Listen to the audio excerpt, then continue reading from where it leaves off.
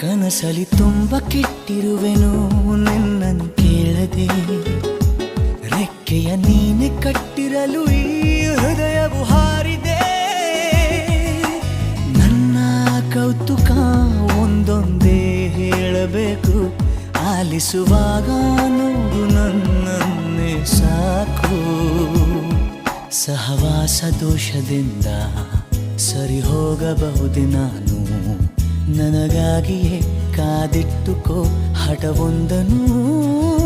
ಕೆಳಗುವ ಮುನ್ನವೇ ಪರವಶನಾದೆನು, ಅರಿಯುವ ಮುನ್ನವೇ ಪರಿಚಿತನಾಗಲಿ ಹೇಗೆ ಪ್ರಣಯಕ್ಕೂ ಮುನ್ನವೇ.